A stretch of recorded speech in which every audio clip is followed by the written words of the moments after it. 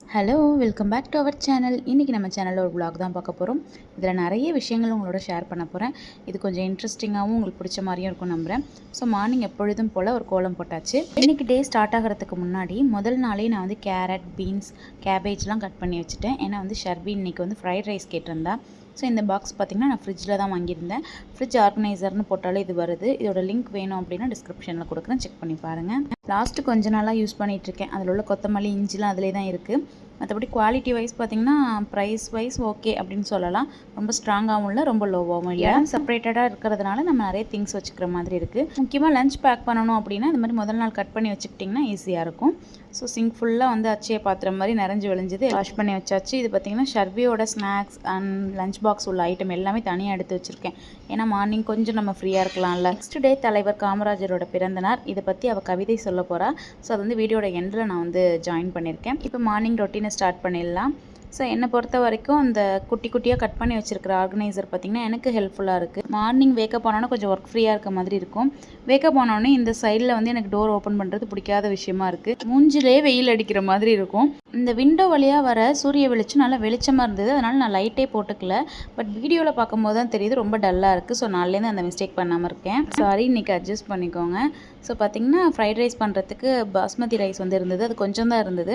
So அதை wash பண்ணி அதை தான் அடுப்பில் வைக்க போகிறேன். இது வந்து ஃபில்டர் பண்ணிக்கலாம், வடிகட்டி எடுத்து வச்சுக்கலாம் அப்படின்றதுனால நான் இந்த பாத்திரத்திலே போட்டுக்கிறேன். ஃப்ரைட் ரைஸ்க்கு மசாலாலாம் நான் ஆட் பண்ண மாட்டேன். ஆனால் அந்த சாசஸ்லாம் இருக்கும்ல, அது மட்டும் கொஞ்சம் ஆட் பண்ணிப்பேன். பக்கத்தில் இந்த வால் இருக்கு இல்லையா, ஸோ அது வந்து என்னோட ஹஸ்பண்டோட ஐடியா தான். அங்கே வந்து ஒரு ஹோல் மாதிரி வைக்கலாம் அப்படின்னு.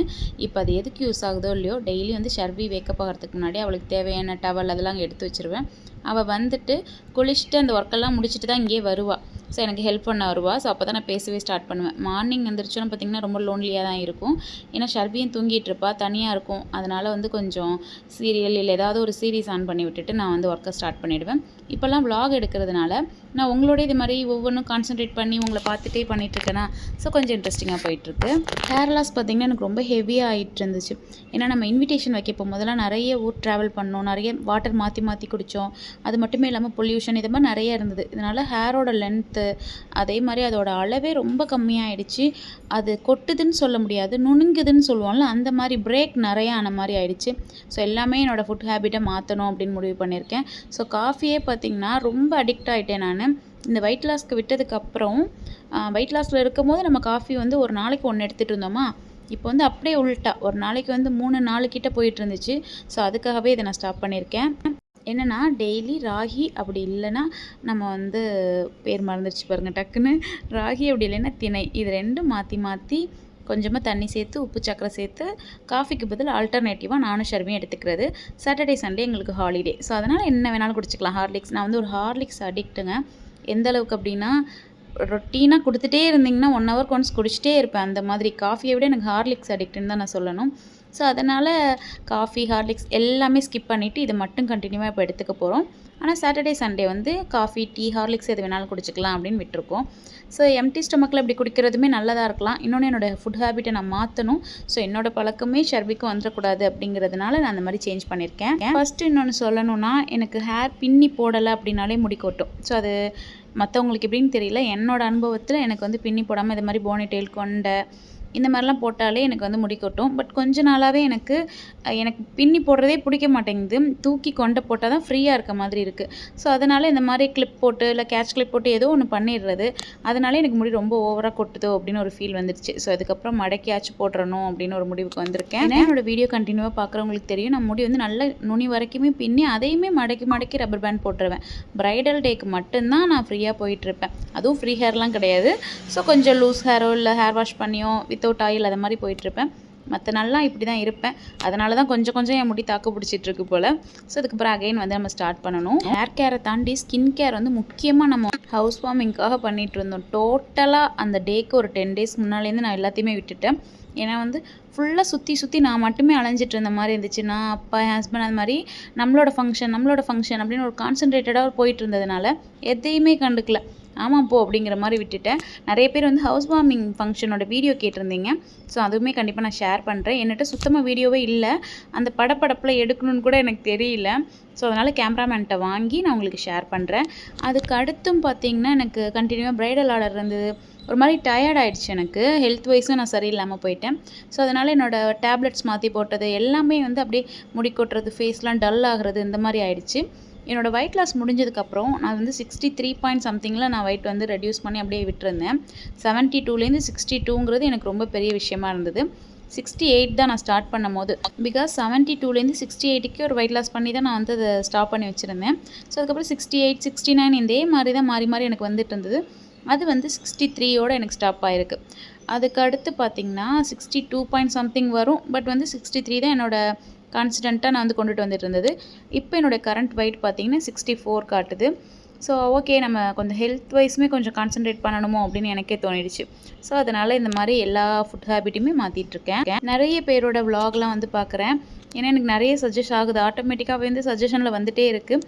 ஸோ அதெல்லாம் பார்த்து நம்மளும் இப்படிலாம் எடுக்கணுமோ அப்படின்னு கற்றுக்குறேன். பட் எனக்கு என்னென்னா ஒவ்வொரு இடத்துலையும் விலாக் வச்சு வச்சு ஷூட் பண்ணுற அளவுக்கு டைமே எனக்கு மேனேஜ் பண்ண தெரியல அப்படின்னு தான் சொல்லணும். ஸ்கூல் ரெடி, அவளை ரெடி பண்ணுறது, அதுக்கடுத்து ஒர்க், அந்த மாதிரி கண்டினியூவாக போகுது. இப்போயே சைடெல்லாம் பாருங்களேன், இவ்வளோ நான் ஸ்கூல் அனுப்பிட்டு தான் நான் வந்து ஃபுல்லாக வீடெல்லாம் க்ளீன் பண்ணணும். ஸோ அது மாதிரி ஒர்க் வந்து பாயிண்ட் ஃபுல்லாக கரெக்டாக இருக்க மாதிரி இருக்குது. இதுக்கு அடுத்து நம்ம ப்ரைடல் ஆர்டர்ஸ்லாம் இருக்குது அப்படின்னா சுத்தமாக நம்மளால் எடுக்கவே முடியாது. வீட்டில் நம்ம ரொட்டீனாக இருக்கோன்னா அடுத்தடுத்த ஒர்க் அப்படிங்கிற மாதிரி போகும். நான் வந்து பார்த்திங்கன்னா ஷாப்புக்கு போயிடுவேன். ஸோ நைட்டு வருவேன். இந்த மாதிரிலாம் ஒர்க் வந்து அடுத்தடுத்து இருக்கிறதுனால எனக்கு வந்து அதை கரெக்டாக ஃபாலோ பண்ண தெரியல. நிறைய சிஸ்டர்ஸ் வந்து அகைன் வெயிட் லாஸ்க்கு எப்படி சப்போர்ட் பண்ண ஆரம்பிச்சிங்களோ அது மாதிரி சப்போர்ட் பண்ண ஆரம்பிச்சிருக்கீங்க. கமெண்ட்ஸ்லாம் போட ஆரம்பிச்சிட்டிங்க. ரொம்ப ரொம்ப தேங்க்ஸ். ஏன்னா நீங்கள் போடுறது, நீங்கள் சொல்கிறது, நம்மளோட கம்யூனிட்டியே எங்கே இருக்குன்னா அந்த கமெண்ட்ஸில் தான். ஸோ அப்படிங்கிறப்ப எனக்கு வந்து ஓகே, ஒருத்தவங்க பேசுகிறாங்க, ஒருத்தவங்க நிறைய பேர் பார்க்குறீங்க. இப்போ வந்து ஃபஸ்ட்டு உள்ள வியூஸை விட இப்போ எனக்கு கொஞ்சம் இன்க்ரீஸ் ஆகிருக்கு. வெயிட் லாஸ்க்கு இருந்த அளவுக்கு ரீச் இல்லைனாலும் ரொம்ப கீழே டவுனில் இருந்தது, இப்போ கொஞ்சம் ஓகேவாக இருக்குது. பட் வந்து நீங்கள் ஒரு கம்யூனிட்டிங்கிறது வந்து எனக்கு பேசுகிறதுல தானே இருக்குது. ஸோ நான் மட்டுமே பேசிகிட்டு இருக்கிறதுக்கு இப்போ ஒரு சில பேர் ரிப்ளை பண்ணும்போது எனக்கு ரொம்ப ஹாப்பியாக இருக்குது. ஜூன் நம்ம அந்த வெயிட் லாஸில் உள்ள மாதிரி ரெகுலராக ஒரு வீடியோக்கு மினிமம் ஒரு 5 கமெண்ட்ஸ் அது வாங்குற அளவுக்கு டெவலப் பண்ணுவோம். ஏன்னா நானுமே நிறைய சேஞ்ச் பண்ணிக்கணும், அது எனக்கே தெரியுது. ரெகுலராக வீடியோஸ் போடணும், ஏதாவது ஒரு ரீசன் சொல்லி ஸ்டாப் பண்ணக்கூடாது. நம்மளோட லைஃப்பில் வந்து எந்த விஷயத்துக்குமே கண்டினியூவிட்டி கண்டிப்பாக இருக்கணும். ஸோ அதுக்கு நானே பெரிய எக்ஸாம்பிள். 5 இயர்ஸ் ஆகுது நான் வந்து யூடியூப் சேனல் ஸ்டார்ட் பண்ணி. இப்போ வரைக்கும் என்னோடய க்ரோத் பார்த்திங்கன்னா ஒரு 20K தான் இருக்காங்க. 20Kங்கிறது எனக்கு ரொம்ப பெருசு தான். பட் வந்து என்னோடய 5 இயர்ஸில் ஒரு யூடியூபராக அப்படின்னு பார்க்கும்போது இது ரொம்ப லோ தான். ஸோ அதுக்கு முக்கியமான விஷயம் பார்த்திங்கன்னா தொடர்ந்து எதுவுமே பண்ணலை. ஒரு கொஞ்ச நாள் பண்ணுவேன், அப்புறம் அப்படியே ஸ்டாப் பண்ணிவிடுவேன். இதுதான் என்னோட ஒரு விஷயம். ஒரு சக்ஸஸே ஆனால் கூட அதை கொஞ்ச நாள் தான் ஃபாலோ பண்ணுறேன். ஸோ அது என்னோட பேட் ஹேபிட்டில் ஒன்றா இருக்குது. அதை கண்டிப்பாக நான் சேஞ்ச் பண்ணிக்கிறேன். எதுவும் ஒரு ரீசன் சொல்ல வேணாம். இன்றைக்கி கூட எனக்கு ஹெல்த் வைஸ் பார்த்திங்கன்னா என்னோட குரல் வச்சே கண்டுபிடிக்கலாம், கொஞ்சம் சரியில்லை தான். ஸோ இருந்தாலும் ஹெல்த் சரியில்லை அப்படின்னு அதை நம்ம ஸ்டாப் பண்ண வேணாம். நம்ம இப்போல்லாம் வந்து வீடியோவே என்னால் போட முடியலனாலும் அட்லீஸ்ட் ஒரு ஷார்ட்ஸாவது போட்டுறது. ஸோ எக்கோட ரேட் பார்த்திங்கன்னா இங்கெல்லாம் வந்து ஒரு முட்டையோட விலை ₹8.50. ஸோ ரொம்ப ஹெவியாக இருக்குது. இவ்வளோ ரேட்டில் நான் வந்து பார்த்ததே கிடையாது. ஸோ எல்லா ஊர்லேயும் என்ன ப்ரைஸுங்கிறத சொல்லுங்கள். ஏன்னா எங்கள் ஊர் மட்டும்தான் ஏறி இருக்கா என்னன்னு தெரியல. நியூஸில் பார்த்த வரைக்கும் எல்லாருமே ₹8 கிட்ட தான் சொல்கிறாங்க.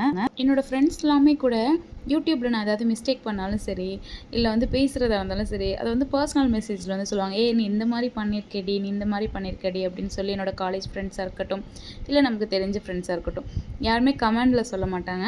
நமக்கு தெரியாத ஒரு சிலர் மட்டும்தான் கமெண்ட் பண்ணுறீங்க. ஸோ அதனால் எனக்கு அவங்கள்ட்ட கம்யூனிட்டிங்கிறது வந்து இந்த கமெண்டில் தான் இருக்குது. ரெகுலராக எனக்கு வீடியோ போட ஆரம்பித்ததுக்கு அடுத்து இதெல்லாம் நம்ம ஃப்ரெண்ட்ஸ்கிட்ட சொல்லலாம், இதெல்லாம் நம்ம ஃப்ரெண்ட்ஸ்கிட்ட சொல்லலாம் அப்படிங்கிற மாதிரி என்னோடய மைண்ட் வந்துடுச்சு. இப்போலாம் மேக்ஸிமம் இங்கே லோன்லியாக ஃபீல் ஆகும்னு சொல்லி தான் நான் அம்மா வீட்டுக்கு போவேன். விலாக் எடுக்க ஆரம்பித்ததுக்கு அடுத்து ஓகே நான் விலாக் எடுக்கிறேன் அப்படின்னு சொல்லி உங்களுக்காக ஒவ்வொரு விஷயத்தையும் நான் பார்த்து பார்த்து பண்ணுற மாதிரி இருக்குது. ஸோ அதுவே எனக்கு ரொம்ப இன்ட்ரெஸ்டிங்காகவும் ஜாலியாகவும் இருக்குது. ஸோ ஒரு சிஸ்டர் வந்து யூடியூப் சேனல் ஸ்டார்ட் பண்ணுறதை பற்றி கேட்டிருந்தீங்க. ஸோ அதெல்லாம் வந்து என்னோடய பழைய வீடியோஸ்லேயே நான் வந்து சொல்லியிருப்பேன். ஏன்னா என்னோடய ரெவென்யூ வீடியோவில் வந்து நீங்கள் கேட்டிருந்தீங்க. கண்டிப்பாக ஸ்டார்ட் பண்ணுங்கள். ஸோ உங்களுக்கு அது பேமெண்ட்டுங்கிறது 2வது விஷயந்தான். நான் அந்த வீடியோலேயே சொல்லியிருப்பேன். பேமெண்ட்டை தாண்டி உங்களுக்குன்னு ஏதோ ஒரு ஒர்க் போயிட்டுருக்கும். ப்ளஸ் லோன்லியாக ஃபீல் ஆக மாட்டீங்க. மைண்ட் வந்து கான்சன்ட்ரேட்டடாக இருக்கும். ஸோ ஏதோ ஒரு ஒர்க் பண்ணிகிட்ருப்போம், வேறு எதுலேயும் யோசிச்சுட்டு இருக்க மாட்டோம். கண்டிப்பாக எதுவுமே இல்லாமல் ஒரு இன்வெஸ்ட்மெண்ட் வந்து பண்ண முடியாது தான். அதுக்கு பேமெண்ட் வேணும் தான். ஸோ கண்டினியூவாக பண்ணுங்கள், கண்டிப்பாக வந்து பேமெண்ட் கிடைக்கும். என்ன மாதிரி விட்டுறாதீங்க, கண்டினியூவாக போட்டுட்ருங்க. எடுத்த ஒரு 10 நாள்லேயே நமக்கு கிடைக்காது. மினிமம் ஒரு 1 இயர் ட்ரை பண்ணுங்கள், தாராளமாக எல்லாமே நல்லபடியாக நடக்கும். ஸோ இந்த ஹவுஸ் வார்மிங் ஃபங்க்ஷன்லாம் நடந்ததுக்கப்புறம் அம்மா வீட்டுக்கும் இங்கேயும் எனக்கு நடக்கிற ஒரு சேஞ்ச் என்ன அப்படின்னா, எல்லா ஒர்க்குமே நான் மட்டும் தான் பார்க்குறேன். ஸோ சுற்றி சுற்றி ஒர்க் பார்த்துட்டே இருக்க மாதிரி இருக்குது. கண்டினியூவாக இவ்வளோ ஒர்க் நான் பார்த்ததே கிடையாது. ஸோ ஒரு ஒர்க் நான் பார்த்தாலும் ஒரு ஒர்க் ஆத்தா பார்ப்பாங்க, ஒரு ஒர்க் அம்மா, ஒரு ஒர்க் ரோஷினி இப்படி போயிட்டுருக்கும், ஸ்ப்ளிட் ஆகும். ஸோ இங்கே வந்து 2 பேருக்கா இருந்தாலுமே எல்லா ஒர்க்குமே நானே பார்க்குறேனா, ஸோ பேக் டு பேக் எனக்கு ஒர்க் இருக்கிற மாதிரி இருக்குது. அதை எனக்கு அடாப்ட் பண்ணிக்க கொஞ்சம் நாள் ஆகும்னு நினைக்கிறேன். முக்கியமாக ஷர்வியை ஸ்கூல் ரெடி பண்ணுறது. ஏன்னா நான் வேக்கப் ஆனதுக்கு அடுத்து ஒரு ஒர்க் பார்த்துட்ருக்கேன், சமைக்கிறேன் அவளுக்காக அப்படின்னா, அம்மா வந்து அவளுக்கு தலையெல்லாம் சீவி விட்டுருவாங்க. அடுத்து அவளை குளிப்பாட்டி ட்ரெஸ் சேஞ்ச் பண்ணி விட்டு எல்லா ஒர்க்கும் பண்ணி கொடுத்துருவாங்க. ஸோ அவளுக்கு டேரெக்டாக நான் சாப்பாடு எடுத்துகிட்டு வந்து வைக்கிறது மட்டும்தான் ஒர்க்காக இருக்கும். இப்போ எல்லாமே நான் அவளை கவனிச்சிட்டே இருக்கிற மாதிரி இருக்குது. அந்த மார்னிங்கிறது எனக்கு ரொம்ப ஹரிபரியாகவும் ஒரு மாதிரி ஒரு ப்ரெஷராகவுமே போயிட்டுருக்கு. பட் எனக்கு என்ன பாசிட்டிவ் அதிலே அப்படின்னா, ஷர்வி வந்து எப்படின்னா அவளோட ஒர்க்கை அவளே பார்த்துக்கிறா. ஸோ இப்போல்லாம் வந்து நான் அவளுக்கு எடுத்து வச்சாலே போதும், ஒரு 8 o'clock ஒரு 7:45 இந்த மாதிரி வேக்கப் ஆகிட்டு அவளோட ஒர்க்கை ஃபுல்லாகவே கம்ப்ளீட்டாக முடிச்சுட்டு வந்து எனக்கு வந்து அவள் யூனிஃபார்மோட ட்ரெஸ் மட்டும் போட்டு விட்டால் போதுங்கிற மாதிரி பண்ணிப்பாள். ஸோ அது வரைக்குமே எனக்கு ஹாப்பி தான். அது மாதிரி லஞ்சை பொறுத்த வரைக்கும் நான் டிசைட் பண்ணுறது தான். அவள் வந்து இதுதான் வேணும் அதுதான் வேணும்லாம் சொல்ல மாட்டாள். ஸோ நமக்கே நம்மளோட பேபிக்கு என்ன பிடிக்காதுன்னு தெரியும்ல. ஸோ அதுக்கேற்ற மாதிரி அவளுக்கு நான் செஞ்சு கொடுத்துருவேன். அதுலேயும் ஒரு சில டைம் அவளுக்கு பிடிக்காதா இருந்தால் கூட நீ இன்றைக்கி சாப்பிட்டுக்கிறியாடா அப்படின்னு சொல்லி கேட்டால் அதுவுமே அவள் அட்ஜஸ்ட் பண்ணி சாப்பிட்டுப்பா. அது வந்து என்னால் முடியாத பட்சத்தில் தான் பண்ணுவேன். ஏன்னா வந்து அது அவளுக்கு பிடிச்சி சாப்பிட மாட்டா, ஏதோ சாப்பிடணுமேங்கிற மாதிரி கொஞ்சம் குறைச்சி வச்சுட்டு வந்துடுவா. ஸோ அதனால் என்னோடய ஒரு சில சேஞ்சஸ் வந்து நான் பண்ணிக்கணும். என்னோடய செல்ஃப் க்ரோத் வந்து நல்லாவே மெயின்டைன் பண்ணணும். முக்கியமாக ஸ்கின் கேர், ஹேர் கேர் எல்லாமே நான் வந்து கண்டிப்பாக பண்ணணும். ஏன் இன்னும் நம்ம பண்ணணும், நமக்கு எந்த ஃபங்க்ஷனுமே இல்லையே அப்படின்னு நீங்கள் நினைக்கவே கூடாது. ஸோ எப்போயுமே நமக்கான டைம்ங்கிறத நம்ம கொடுத்து தான் ஆகணும். அது நீங்கள் வந்து ஹவுஸ் ஒய்ஃபாக இருந்தாலும் ஓகே, இல்லை வந்து ஒர்க்கர்ஸாக இருந்தாலும் ஓகே, பேபிஸ் இருந்தாலும் ஓகே, காலேஜ் போகிற பிள்ளைங்களா இருந்தாலும் ஓகே. ஸோ நான் காலேஜ் டைம்லலாம் இவ்வளோ விவரமெல்லாம் கிடையவே. ஸோ எனக்கு என்னென்னா, நான் காலேஜ் போகிற டைமிங்கில் என்னோடய ஃபோட்டோஸ்லாம் பார்த்தீங்கன்னு வச்சுக்கோங்களேன், மேலே கிளிப் போட்டிருப்பேன், கீழே வந்து நல்லா மடித்து தான் தலை சீவிருப்பேன். எனக்கு வந்து என்னோடய ஹேர் மட்டும் எப்போயுமே இப்படி தான் இருக்கணும், அதுதான் என்னோடய கம்ஃபர்ட் அப்படிங்கிற மாதிரி எனக்கு தோணும். ஏதாவது ஃப்ரெண்ட்ஸ் எல்லாம் சேர்ந்து சொல்லி வச்சு பின்னுவோம் இல்லையா, ஸோ அப்போ மாறியிருப்பேன். அதர்வைஸ் வந்து ஹேர் வாஷ்லாம் பண்ணியிருந்தேன், அந்த ஃப்ரீ ஹேர் மாதிரி கொஞ்சம் லூஸ் விட்டு பின்னிருப்பேன், அவ்வளோதானே தவிர நான் அப்படி தான். அதை மாதிரி எதுவுமே ரொம்ப செல்ஃப் க்ரோத்லாம் நான் பண்ணிக்கவே மாட்டேன். நான் க்ரூமிங்கே பண்ணிக்க மாட்டேன். ஸோ அதுதான் மெயின். நான் க்ரூமிங்கே பண்ணிக்காத நான் தான் இப்போ ஒரு மேக்கப் ஆர்டிஸ்ட்டாக இருக்கேன். எனக்கு மற்றவங்களுக்கு அவங்கள க்ரூம் பண்ணுறதுக்கு, அவங்கள அழகாக காட்டுறது பிடிக்கும். ஸோ எனக்கு வந்து எப்படின்னா ரொம்ப லேசியாக இருப்பேன். ஸோ இப்போ அதெல்லாமுமே கொஞ்சம் சேஞ்ச் பண்ணி வந்துட்டுருக்கேன். ஸோ ஃபுல்லாகவே நான் மாற்றிட்டேன் அப்படின்னு சொல்ல மாட்டேன், சேஞ்ச் பண்ணிகிட்ருக்கேன், கண்டிப்பாக வந்து மாற்றிப்பேன். ஸோ என்ன மாதிரி எத்தனை பேர் வந்து இனிமே ஏன் அப்படிங்கிற மாதிரி விடாதீங்க. கண்டிப்பாக இனிமேயும் நம்ம தான், இன்னும் ஒரு 20 years கழிச்சும் நம்ம தான். நமக்கு அப்போ என்ன க்ரோத் வேணும், அப்போ என்ன நம்ம க்ரூம் பண்ணிக்கணும் அப்படின்னு நமக்கு பிடிச்சிருக்கோ, மற்றவங்கள பார்த்து இல்லை, நமக்கு பிடிச்சிருக்கோ அதை நம்ம எப்பயுமே பண்ணிக்கணும். ஸோ இப்போயுமே நான் மற்றவங்கள பார்த்து எதுவுமே டிசைட் பண்ண மாட்டேன், மற்றவங்களுக்காக எதுவுமே பண்ண மாட்டேன். நான் அந்த வெயிட் லாஸ் வீடியோலேயே சொல்லியிருந்திருப்பேன், மற்றவங்களுக்காக நான் வெயிட் லாஸே பண்ண மாட்டேன். நான் வெயிட் லாஸ் ஏன் பண்ணேங்கிறது இப்போ எல்லாருக்குமே புரிஞ்சிருக்கும். எனக்காக ஹவுஸ் வார்மிங் ஃபங்க்ஷனுக்கு பிக்சர்ஸ்லாம் எடுக்கிறதுக்கு, ஓகே நம்ம வந்து இன்னுமே ஃபோட்டோஷூட்லாம் பண்ணலை, ஸோ அதெல்லாம் பண்ணலாமே அப்படிங்கிற ஒரு ஐடியாவில் தான் நான் பண்ணேன். மற்ற யாருக்காகவுமே நான் வெயிட் லாஸ் பண்ண மாட்டேன். உங்களுக்கு பிடிச்சிருந்தா மட்டும் நீங்கள் வெயிட் லாஸ் பண்ணுங்கள், உங்களுக்கு பிடிச்சிருந்தா மட்டும் எல்லாமே பண்ணுங்கள், உங்களுக்காக மட்டும் நீங்கள் பண்ணுங்கள். உண்மையாக செல்ஃப் லவ் பண்ண ஆரம்பிச்சிட்டோம் அப்படின்னா ஆட்டோமேட்டிக்காக நம்ம யாரோட அட்வைஸுமே தேவையில்லை. ஸோ நமக்கே தோணும். சில பேர் அது திமிரும்பாங்க, சில பேர் அதுக்கு வேறு பேர்லாம் வைக்கலாம். ஸோ மற்றவங்க என்ன வேணாலும் சொல்லிட்டு போகட்டும் அப்படின்னு விட்டுற வேண்டியது தான். ஸோ நமக்கு தெரியும்ல, ஸோ நமக்கு தெரியும், நம்மளோட சப்போர்ட்டர்ஸ்க்கு தெரியும், நம்ம ஃபேமிலிக்கு தெரியும், அவ்வளோதான். ஸோ என்னோடய ஹஸ்பண்ட் என்னை சுற்றி உள்ளவங்களுக்கு தெரிஞ்சால் போதும் அப்படிங்கிற மாதிரி. ஸோ சொல்லப்போனால் சில பேர் வீட்டில் அவங்களே அப்படி இருப்பாங்க. ஸோ அதெல்லாம் ஒன்றுமே பண்ண முடியாதுங்க, அதெல்லாம் அவங்க தான் சேஞ்ச் பண்ணிக்கணும். ஸோ ஃபைனலாக ஃப்ரைட் ரைஸ் வந்து முடிஞ்சிடுச்சு. இதுக்கடுத்து ஷர்விக்கான ஸ்நாக்ஸ் பார்த்திங்கன்னா, இன்றைக்கி மாதுளம்பழம் தான் நான் எடுத்து வைக்க போகிறேன். நேற்று தான் ஜூஸ் போட்டு கொடுத்ததுனால நான் ஜூஸ் கொடுக்கல. இதுக்கு ஃப்ரைட் ரைஸ்க்கு யாராவது வந்து ஃப்ரை பண்ணி வெண்டைக்காய் கேட்பாங்களா, ஷர்வி கேட்டிருந்தா. ஸோ அவள்கிட்ட வந்து ஏதாவது சைட் டிஷ் பண்ணித்தரேன் பாப்பா, என்ன வேணும் அப்படின்னா, என்னம்மா இருக்குன்னா பொட்டேட்டோவும் இந்த மாதிரி வெண்டைக்காவும் தான் இருக்குன்னு சொன்னேன். அவளுக்கு பொட்டேட்டோ பிடிக்காது.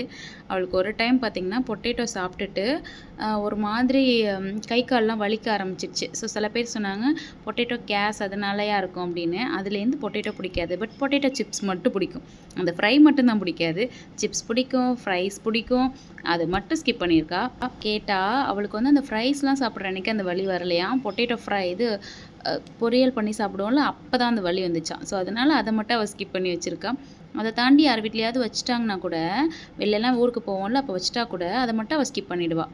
அந்த ஒரு பயம் வந்து அவளுக்கு இருந்துகிட்டே இருக்குது. கை கூட வலியில, அவளுக்கு அந்த கால் மட்டும் வலிச்சுது. ஸோ அதனால் வந்து கெண்டைக்கால்னு சொல்லுவாங்கள்ல, ஸோ அது மட்டும் வலிச்சதுனால நிறைய பேர் வந்து கேஸால் வலிக்கும் அப்படின்னு சொல்லியிருந்தாங்க. ஸோ நேற்று என்ன சாப்பிட்டேன் அப்படின்னு கேட்கும்போது விளையாட்டு, ஆமாம் நேற்று உருளைக்கிழங்கு சாப்பிட்டா அதனால் போல் அப்படின்னு நானும் சொல்லிட்டேன். ஓ அதனால தான் அப்படின்னு சொன்னதுலேருந்து அவ்வளோதான். உருளைக்கிழங்கு சைடே வரமாட்டா. அந்த ஃப்ரைலாம் பண்ணுறதுக்கு மட்டும் வேணாம் அப்படின்ட்டுருவா. அதுக்கடுத்து நான் அதை ரெண்டும் கட் பண்ணி வச்சுட்டு ஜூஸாக போடாமல் நான் அப்படியே அவளுக்கு வந்து உதிர்த்து கொடுத்துட்டேன். ஸோ அவளுக்கு லஞ்ச் பேக் பண்ண போகிறேன். என்னென்னு பார்த்துடலாமா? ஃப்ரைட் ரைஸ் பண்ணியிருக்கேன், வெண்டைக்காய் பொரியல் பண்ணியிருக்கேன். ஸ்நாக்ஸுக்கு மாதுளம்பழம் வந்து உதிர்த்து வச்சுருக்கேன். ஜூஸ் கொடுக்கல, ஸோ மோர் கேட்டா. ஸோ அதை எதுவுமே கொடுக்காமல் இருக்க வேணாமேன்னு மோர் கேட்டா. ஸோ அதனால் மோர் கொடுத்துட்டேன் நானுமே. இன்றைக்கி காமராஜர் ஸ்பீச் ரொம்ப பயந்துக்கிட்டே வந்தா. ஸ்கூட்டியில் வரும்போது புலம்பிக்கிட்டே வந்தான்னு தான் சொல்லணும். ரொம்ப பயமாக இருக்குமா, நான் கரெக்டாக சொல்லிடுவேனா அப்படி இப்படின்னு ரொம்ப பயந்துட்டு இருந்தா. இப்போ பாருங்களேன், என்ட்ரன்ஸ்லேயே அவங்க வந்து ட்ராயிங் பண்ணி கோலம் போட்டு அழகாக வச்சுருக்காங்களா. அதே மாதிரி ஸ்கூலோட என்ட்ரன்ஸ்லேயும் வந்து கலர் கோலம் போட்டு சாக்லேட்ஸ் வர்றவங்க எல்லாருமே பேரண்ட்ஸ்லாம் எடுத்துக்கலாம். ஸோ அது மாதிரி சாக்லேட்ஸ் வச்சுருந்தாங்க. நான் வந்து ஓகே அப்படின்னு சொல்லி நானுமே பார்த்துட்டு வீட்டுக்கு வந்துட்டேன். வீட்டில் வந்து அம்மா வீட்டுக்கு தான் வந்திருந்தேன். கோலும் அந்த வடகம் வத்தல் பொரிச்சிருப்பாங்களே அதுவும் தான் சாப்பிட்டுட்டு அகைன் நான் கீரை இருந்தது, கீரை மட்டும் எடுத்துகிட்டு இங்கே அம்மா வீட்லேருந்து வந்துட்டேன்.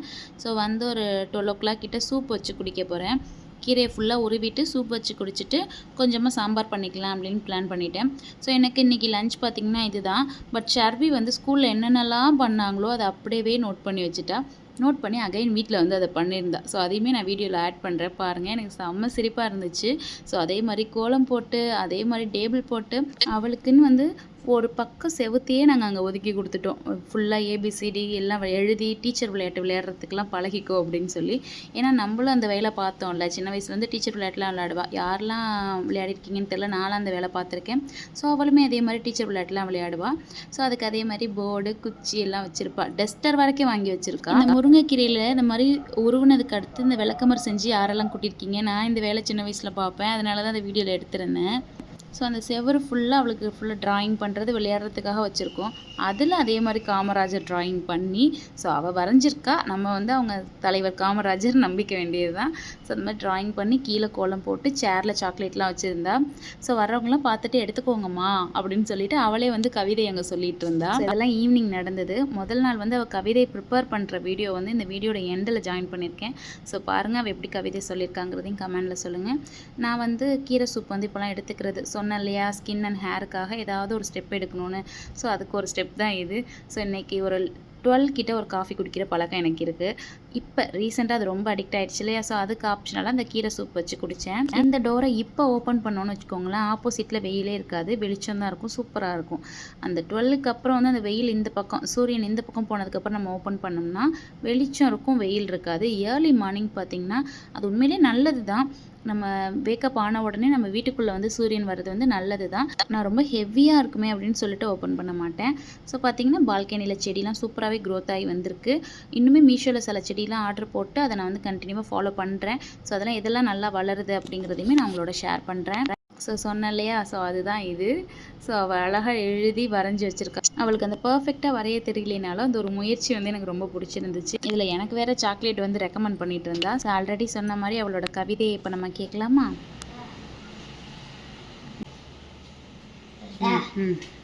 எல்லாருக்கும் வணக்கம். என் பெயர் வி.கே. சர்விகா.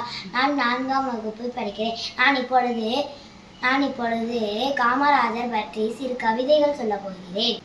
தமிழ்நாட்டின் தங்கமே, ஏழைகளின் சொந்தமே, பள்ளிக்கூடங்கள் கட்டி தந்து படிக்க வைத்த தெய்வமே, மதிய உணவு தந்த தந்தையே, கஷ்டங்கள் நீக்கி தந்து கண்கண்ட தெய்வமே, மீண்டும் ஒரு முறை பிறப்பாயா என்று வேண்டுகின்றேன். காமராஜர் கவிதைக்கு நன்றி. வணக்கம்.